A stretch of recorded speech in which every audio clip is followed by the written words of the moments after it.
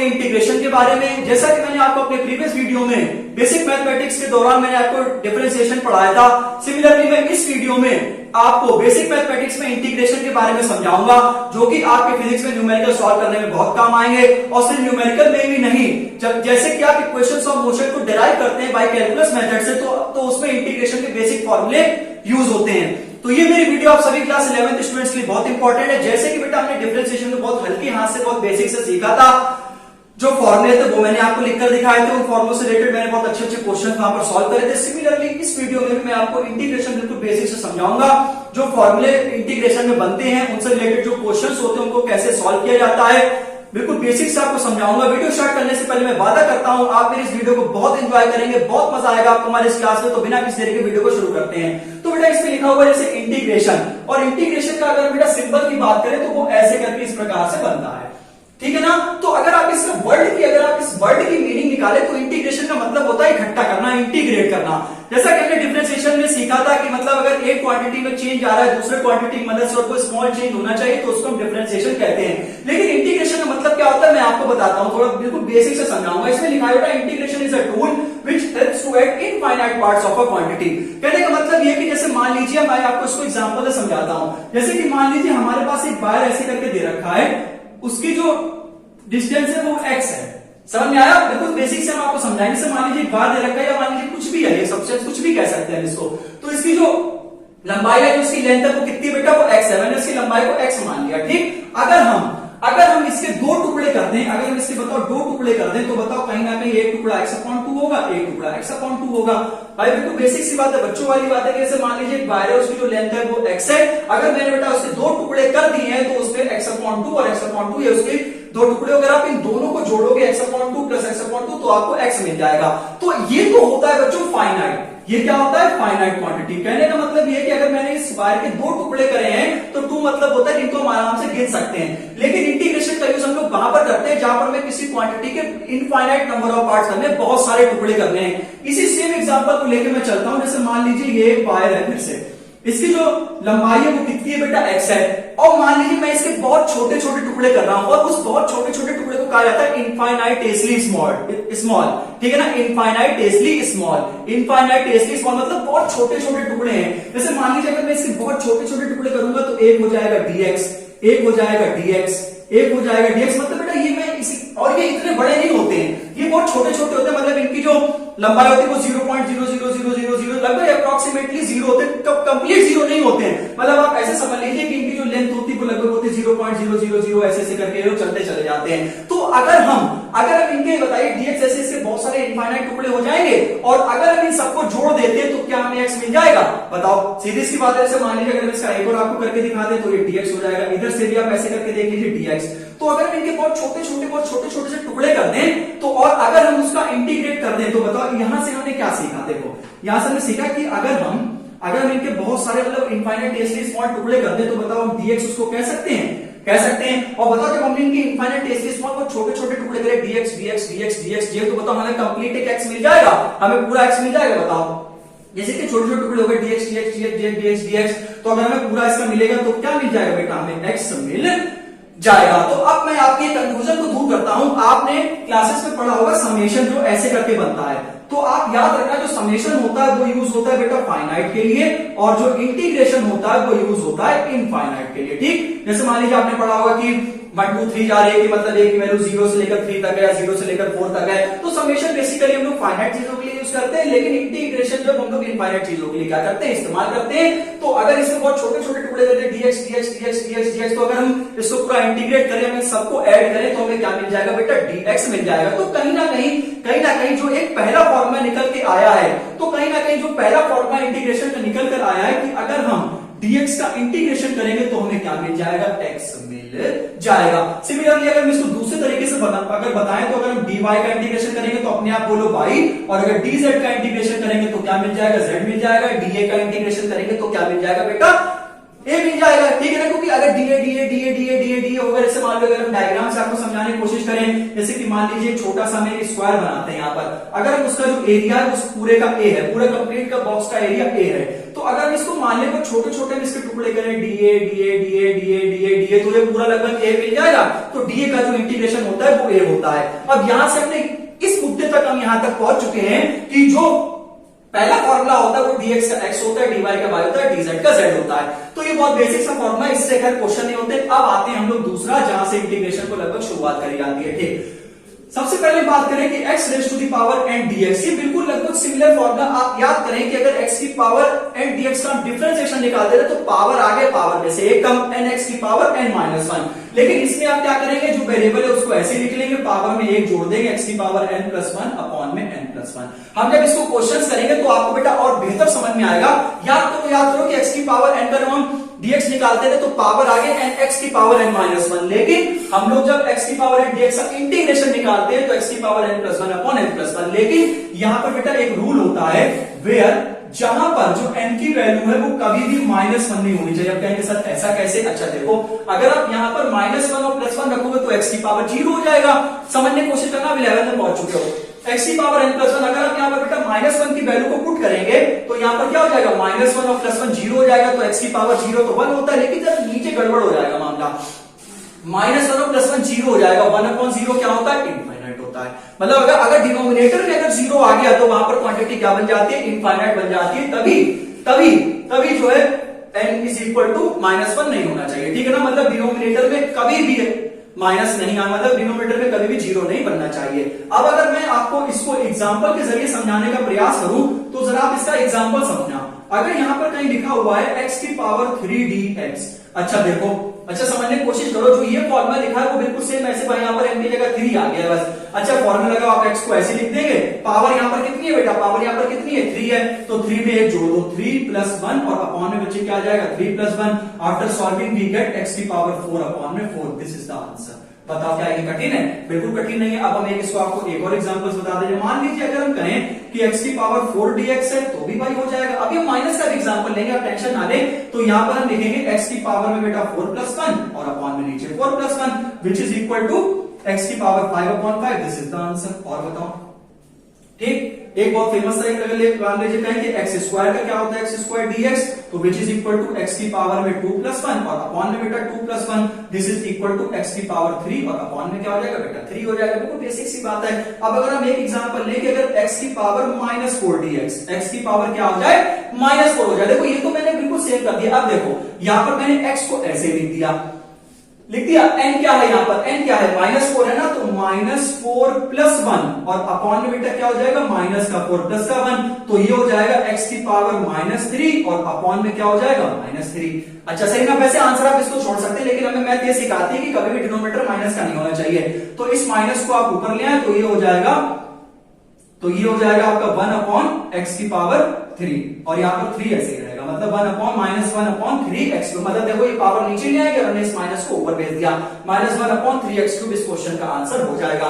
जैसे मान लीजिए अगर हम कहें कि x की पावर माइनस 2 dx का हमें इंटीग्रेशन करना है, भाई माइनस पावर 1 मैंने करके दिखा दिया, अब एक आप भी ट्राई कर सकते हैं। तो यहां पर देखिए x n प्लस 1 मतलब माइनस 2 प्लस 1 और अपॉन में बेटा माइनस 2 प्लस 1, तो ये हो जाएगा x की पावर माइनस 1 अपॉन में माइनस 1। फिर से आप इसको ऐसे लिख सकते हैं, इसका आंसर आ जाएगा माइनस का 1 अपॉन x। बताओ आप ठीक है। मतलब अगर मेरे पास अगर एक वायर दे रखा है और उसकी जो लंबाई है वो x दे रखी है, और अगर मैं उसके फाइनाइट टुकड़े करता हूं तो वो हमें समेशन दे देगा। लेकिन अगर उसके dx छोटे छोटे टुकड़े हैं जिनको कहा जाता है इनफाइनाइट टेस्टली स्मॉल पार्ट्स, ठीक है ना, बहुत छोटे छोटे, आपको मतलब ये तब भी बहुत बड़े, ये बहुत छोटे छोटे होते हैं, ठीक। लेकिन अगर हम इनको इंटीग्रेट करें तो क्या हमें पूरा x मिल जाएगा, हाँ जी हमें पूरा x मिल जाएगा। सिमिलरली हम कह सकते हैं कि dx का इंटीग्रेशन बेटा x होता है, dy का इंटीग्रेशन y होता है, dz का इंटीग्रेशन z होता है, dA का इंटीग्रेशन a होता है, dv का इंटीग्रेशन v होता है, कह सकते हैं। लेकिन ये जो दूसरा फॉर्मूला, जैसे मैंने आपको डिफरेंशिएशन में बताया था कि डिफरेंशिएशन में x की power n dx is equal to nx की पावर n माइनस 1, वो बहुत अच्छा फॉर्मूला है, वो ऐसा फॉर्मूला जो हर जगह यूज होगा। सिमिलरली ये वाला फॉर्मूला बेटा हर जगह पर यूज होता है, इसको कभी भी अपने जीवन में कभी मत भूलना। और आई होप मैंने आपको ये जो फॉर्मूला जो मैंने आपको समझाया, लेकिन n की वैल्यू यहाँ पर माइनस 1 कभी नहीं होनी चाहिए, क्योंकि डिनोमिनेटर में 0 नहीं आना चाहिए। डिनोमिनेटर में 0 नहीं आना चाहिए। तो इसलिए यहाँ पर जो केस बन जाता है कि n की वैल्यू -1 नहीं होनी चाहिए। इससे रिलेटेड मैंने आपको क्वेश्चंस भी कराए, तो ये बहुत बढ़िया सा फॉर्मूला, ये आपकी हर जगह यूज होगा। जब हम आगे चल के कैलकुलस के क्वेश्चंस को सॉल्व करेंगे, वहां भी हम इन फॉर्मूलों को यूज करेंगे। और अगर आपने डिफरेंशिएशन को अभी तक नहीं वो वीडियो देखी है, तो आप डिफरेंशिएशन को भी देखें, उससे भी आपको बहुत हेल्प मिलेगी इन कंसेप्ट को समझने के लिए। तो अब हम लोग इंटीग्रेशन के अगले वाले फॉर्मूले पर बढ़ते हैं। उसको बताने से पहले मैं सबसे पहले आपको एक एक्सेप्शन बता दूं। अगर स्टूडेंट्स कहीं पर भी लिखा हुआ है कि इंटीग्रेशन ऑफ x की पावर -1 dx, तो अगर आप ये कहेंगे कि सर अभी आपने बताया कि इंटीग्रेशन ऑफ x की पावर n dx का फॉर्मूला होता है x की पावर n+1 अपॉन n+1। अगर आप यहां पर उस फॉर्मूले को बेटा अप्लाई करेंगे, तो यहां पर तो आप इसको ऐसे करके लिख सकते हैं। जरा ध्यान देना, कोशिश करो समझने की। इसी में थोड़ा खेल हो जाता है, तभी इसका इंटीग्रेशन और कुछ होता है। देखो, अगर हम यहां पर लिखें x की पावर -1+1 और अपॉन में बेटा -1+1, देखो बिल्कुल सही है ना। हम जिस फॉर्मूले के हिसाब से आए थे उस फॉर्मूले पर चल रही है, उसका एक्सेप्शन है। तो यहां पर तो बेटा हो जाएगा x की पावर 0, और यहां पर आप देखो -1 और +1 जुड़ के ये 0 हो जाएगा, और 0 का मतलब ये कौन सी क्वांटिटी हो जाएगी? इनफाइनाइट क्वांटिटी हो जाएगी। अच्छा भाई, समझ में आया? तो अच्छा, इन ऐसे क्वेश्चन को सॉल्व करने के लिए तो हम इनको कैसे सॉल्व करते हैं, जरा इनका ध्यान दो। अगर x की पावर -1 dx लिखा हुआ है, तो क्या हम इसे 1/x लिख सकते हैं? बोलो भाई, ये तो बेसिक मैथ है ना। बेसिक मैथ है ना कि अगर x की पावर -1 dx है, तो इसको 1/x लिख सकते हैं। और आप बेटा ये बात अपनी जिंदगी में याद रखना कि जो 1/x का जो इंटीग्रेशन होता है वो होता है log बेस ex। अब आप कहेंगे कि सर, अब आप ये नोट में एक पॉइंट है, अब आप कहेंगे कि सर ये 1/x dx log base e कैसे आ गया? जैसे log बेस 10 भी होता है, ये खैर आपको आगे आने वाले समय में हम बताएंगे, समझ में आया। लेकिन अभी के लिए 1/x dx का जो इंटीग्रेशन होता है वो log x होता है। यहाँ पर बेस अगर कुछ ना लिखा हो तो वैसे बेस ज्यादातर माना जाता है, लेकिन यहाँ पर आप अपनी अंडरस्टैंडिंग में लिख लें कि log बेस जैसे log बेस 10 भी होता है, ठीक है ना। तो 1/x का जो इंटीग्रेशन होता है वो क्या होता है? log x होता है। अब हम अपने फॉर्मूले पर आगे बढ़ते हैं। आई थिंक 2 फॉर्मूले हो चुके थे, अब हम चलते हैं तीसरे वाले फॉर्मूले की तरफ। जैसे कि मान लीजिए अगर लिखा हुआ है कांस्टेंट और x की पावर n dx, ठीक। जैसे मान लीजिए अगर ये लिखा हुआ है कि कांस्टेंट x की पावर n dx, मान लीजिए आपके सामने ये लिखा हुआ है, तो आप इसको सॉल्व कैसे करेंगे ये मैं आपको तरीका बताता हूं, ठीक। तो जो यहां पर कांस्टेंट को लिखा हुआ है, वो कांस्टेंट को आप बेटा बाहर ले आए, उस कांस्टेंट को आप बाहर ले आए, और जो इंटीग्रेशन लिखा हुआ है x की पावर n dx का क्या करते हैं? इंटीग्रेशन करते हैं। जैसे मान लीजिए कोई भी कांस्टेंट, कोई भी नंबर लिखा हुआ है, तो आप उस कांस्टेंट को बाहर ले आइए, और x की पावर n dx का क्या फॉर्मूला होता है? x की पावर n+1 अपॉन बेटा क्या होता है? n+1। तो अगर हम इसको सॉल्व करके आपको एग्जांपल के जरिए बताएं, जैसे मान लीजिए अगर यहां पर लिखा हुआ है बेटा 4x² dx, सही है, सिंपल सा है। तो बताओ मैंने क्या कहा, मेरी बातों को समझना है कि जो कांस्टेंट है उसको क्या ले आएंगे? बाहर ले आएंगे। अब इनमें से जो कांस्टेंट है वो कौन सा है? कांस्टेंट 4 है, तो भैया बाहर ले आओ, और क्या हो जाएगा बेटा? x² d टाइम्स x हो जाएगा, ठीक। तो dx हो गया, ठीक। अब देखो यहां पर आप देखिए जो 4 है वो तो ऐसे ही रहेगा, और सुनो x² का मतलब x² का जो फॉर्मूला होता है x की पावर n dx में लगाओ x की power 2+1 upon 2+1 which is equal to 4 times of x³ upon में 3, आंसर। ठीक, समझ में आया मेरी बात को? आप समझे कि अगर कांस्टेंट लिखा हुआ है और x की पावर n dx लिखा हुआ है, तो आप बच्चे उस कांस्टेंट को बाहर कर दें, और बाकी का जो बचा हुआ है उसको क्या करें? इंटीग्रेट कर दें। हम एक फॉर्मूले से और सॉल्व करते हैं, जाके आपको और समझ में आए। जैसे मान लीजिए इंटीग्रेशन लिखा हुआ है 3x² टाइम्स dx, ठीक है ना। तो यहाँ पर एक कांस्टेंट लिखा है और एक x की पावर n dx में लिखा हुआ है। तो आप क्या करेंगे? आप क्या करेंगे कि जो है 3 को जो है आप बाहर ले आएंगे, और आप जो इंटीग्रेशन के अंदर क्या छोड़ेंगे? x² छोड़ेंगे और dx को छोड़ेंगे। तो यहां पर आप देख लीजिए, तो 3 जो है वो तो ऐसे ही रहेगा, और x की पावर हो जाएगी 2+1, और अपॉन में क्या हो जाएगी? 2+1, तो which is equal to 3x की पावर 3 और अपॉन में 3। तो यहां पर 3 से 3 कैंसिल हो जाएगा, x³ क्या हो जाएगा? आंसर हो जाएगा। समझ में आ गया? आप बताओ, आप कर लोगे? ठीक। अब हम बढ़ते हैं नेक्स्ट फॉर्मूले की तरफ, 4th। जैसे कि मान लीजिए अगर आपके सामने लिखा हुआ है इंटीग्रेशन ऑफ कांस्टेंट और dx, तो भाई क्या होगा? वही सेम कि कांस्टेंट को आप बेटा बाहर ले आओ, और इंटीग्रेशन आप किसका कर दीजिए? dx का कर दीजिए। एग्जांपल से समझेंगे और बेहतर समझ में आएगा। जैसे मान लीजिए यहां पर अगर हम एग्जांपल लिखें कि लिखा हुआ है बेटा 3dx, कुछ भी हो सकता है, 3dx लिखा, तो एक कांस्टेंट है, dx लिखा हुआ है, तो 3 को आप बाहर ले आए, dx को आप ऐसे लिख दें। अब 3 का तो इंटीग्रेशन होगा नहीं, और dx का इंटीग्रेशन मैंने आपको बताया है। x याद करो सबसे पहले जब शुरुआत कर रहा था। एक और एग्जांपल लेते हैं, जैसे मान लीजिए यहां पर लिखा हुआ है 4 टाइम्स ऑफ dx, तो 4 को आप बाहर ले आए, dx आप ऐसे लिखे, dx का इंटीग्रेशन क्या होता है?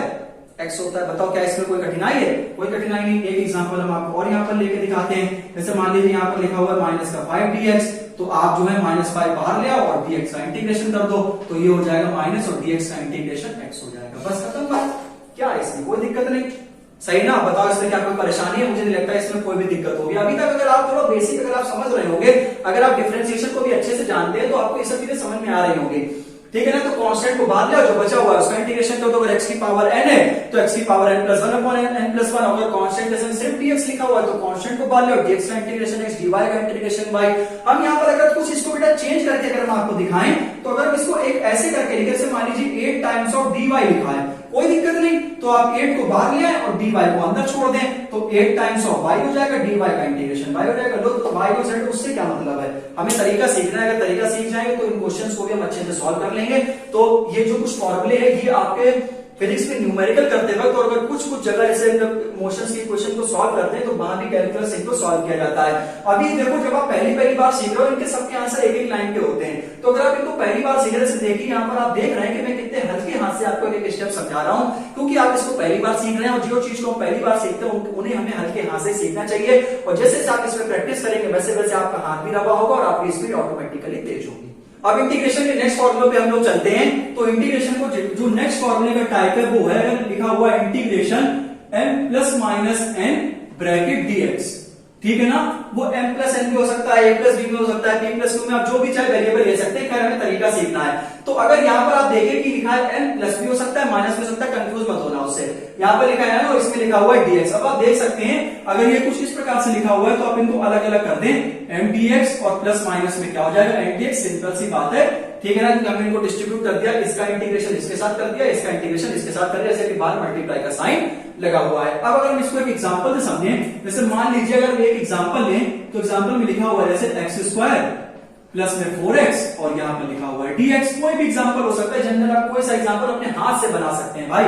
तो यहाँ पर आप इसको ऐसे करके आप यहाँ पर इसको ऐसे सॉल्व कर लीजिए, ये हो जाएगा बेटे x² dx, और ये हो जाएगा इंटीग्रेशन ऑफ में क्या हो जाएगा 4x dx हो जाएगा। देखो क्या इस फॉर्मूले से जरा ये फॉर्मूला बनाने की कोशिश करो। इस फॉर्मूले में ऐसे बनाया कि m plus minus n dx अगर लिखा हुआ है तो m का इंटीग्रेशन आप dx के साथ कर दीजिए और n का इंटीग्रेशन आप dx के साथ कर दीजिए। तो जो हमें मिलेगा वो क्या मिलेगा? Integration of m dx plus minus integration of n dx। अगर हम इसको क्वेश्चन पर अप्लाई करना चाहें तो हम कैसे करेंगे कि x² का बेटा dx के साथ इंटीग्रेशन और 4x का dx के साथ इंटीग्रेशन। ठीक, अब जरा ये फॉर्मूले तुम जरा सीखते हुए आएंगे। x की पावर 2 का इंटीग्रेशन क्या होता है? तो x की पावर यहाँ पर हो जाएगा 2 प्लस 1 होगा, अपॉन में क्या हो जाएगा 2 प्लस 1।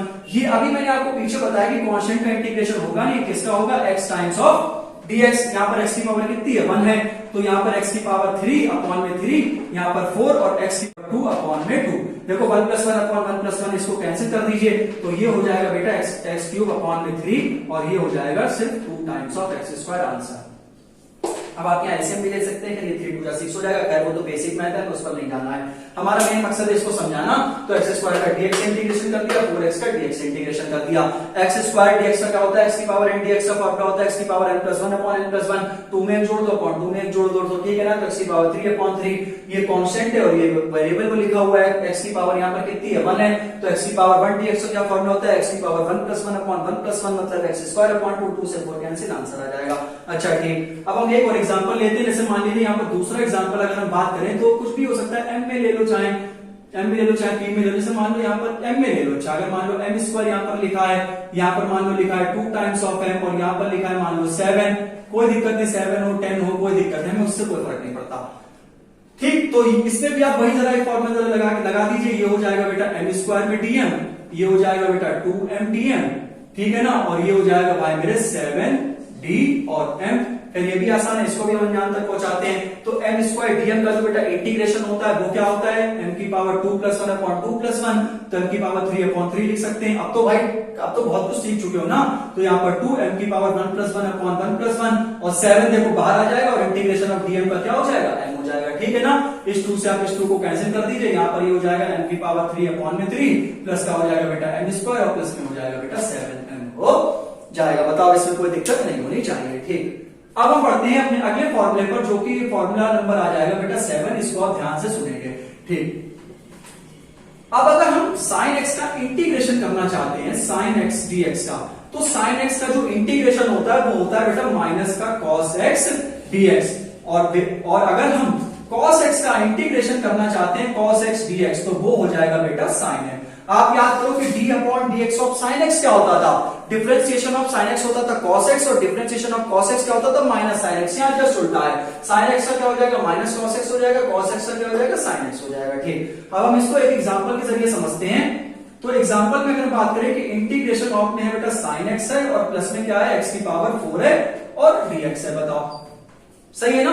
तो अगर हम इसको बेटा सॉल्व करें तो ये कहीं कुछ इस प्रकार से लिख सकते हैं साइन एक्स डीएक्स, लो इंटीग्रेशन कर दो और प्लस में आप इंटीग्रेशन कर सकते हैं x की पावर 4 टाइम्स ऑफ dx। अगर यहाँ पर cos को कंफ्यूज होने की जरूरत नहीं, मैंने क्या कहा साइन एक्स का इंटीग्रेशन माइनस cos x और cos x का इंटीग्रेशन sin x। ठीक है ना, अब इसको सॉल्व करते हैं। साइन x का इंटीग्रेशन मैंने आपको अभी क्या बताया, साइन x dx का इंटीग्रेशन होता है माइनस का cos x, और ये तो हम अभी सॉल्व करते आ रहे हैं कि x की power 4 plus 1 upon 4 plus 1 which is equal to x की पावर 5 और अपॉन में क्या हो जाएगा 5। This is the answer of this question. ठीक है ना, तो अगर यहाँ पर अगर cos x भी आ जाए तो cos x का sin x हो जाता है और sin x आ जाए तो sin x का क्या हो जाता है cos x हो जाता है। ठीक, तो करिए डिफरेंशिएशन के फॉर्मूले आगे आने वाले समय में आप इन फॉर्मूले को प्रूव भी कर सकते हैं कि sin x का जो इंटीग्रेशन होता है वो माइनस cos x से क्यों होता है, cos x dx का इंटीग्रेशन होता है वो sin x से क्यों होता है। कहीं आगे आने वाले समय में 12th क्लास में और कहीं लिमिट डेरिवेटिव में भी आप इनको कहीं ना कहीं अगर एडवांस आप पढ़ेंगे तो आप इसमें सीखेंगे। लेकिन इसमें क्या है कि हमें चीजों को सीधे अप्लाई करना, तो बेसिक इंटीग्रेशन है,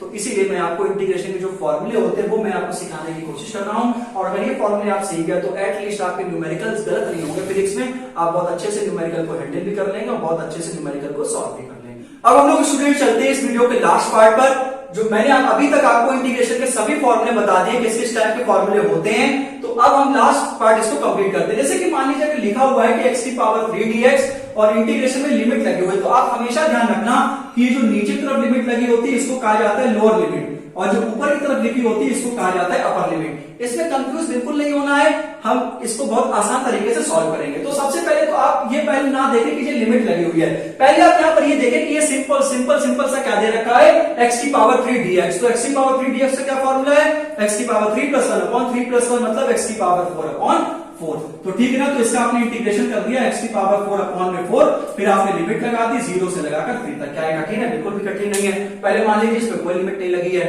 जो नीचे लिमिट लगी होती है वो लोअर लिमिट होती है, जो ऊपर लिखी होती है वो अपर लिमिट होती है। पहले मान लीजिए कोई लिमिट नहीं है तो सीधा x की पावर 3 dx का इंटीग्रेशन कर दीजिए।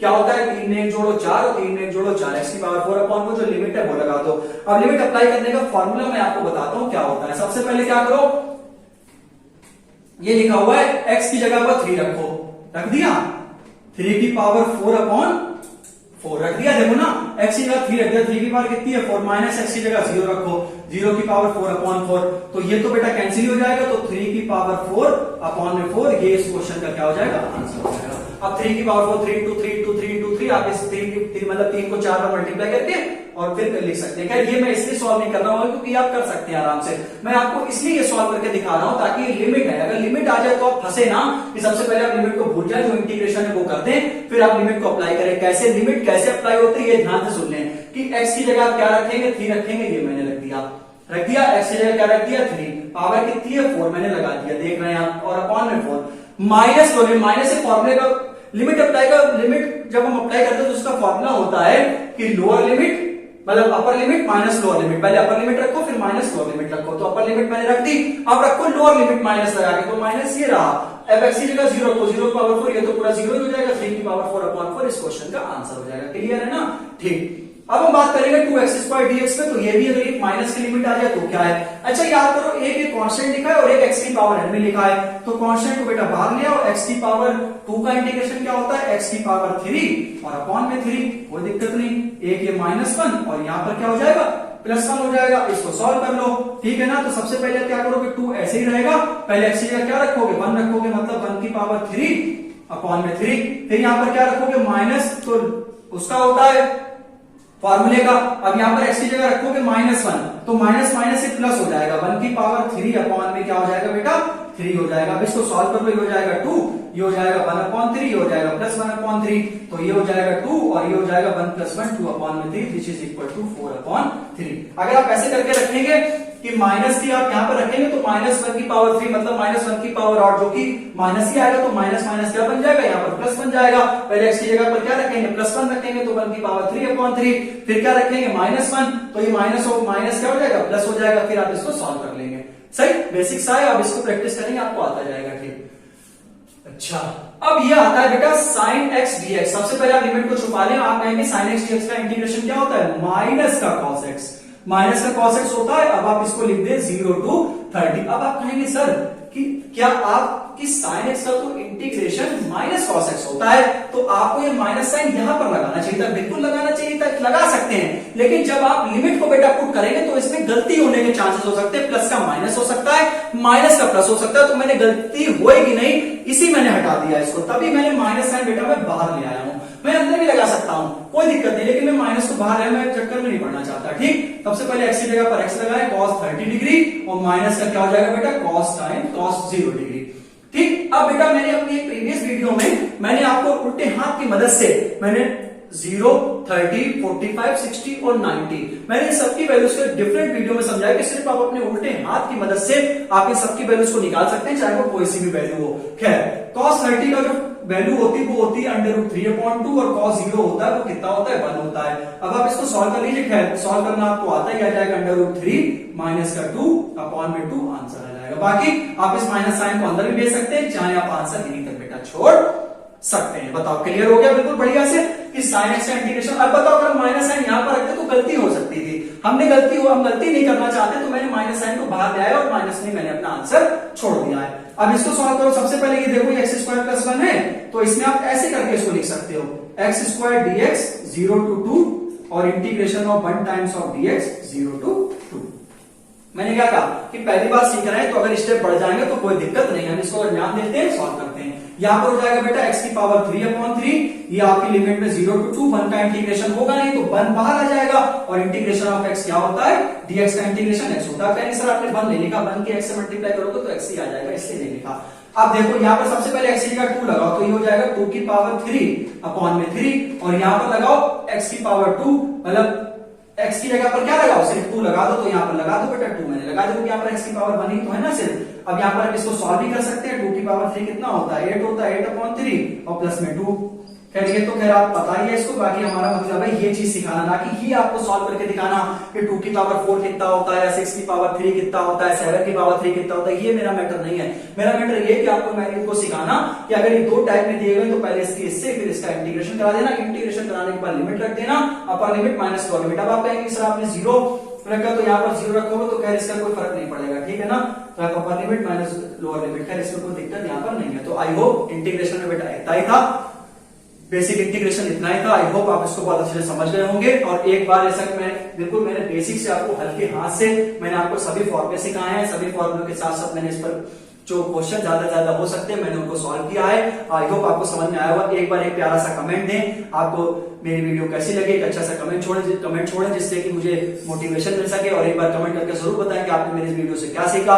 इसी प्रकार से मिलते हैं नेक्स्ट लेक्चर में, तब तक अपना ध्यान रखें, take care, love you all and bye bye.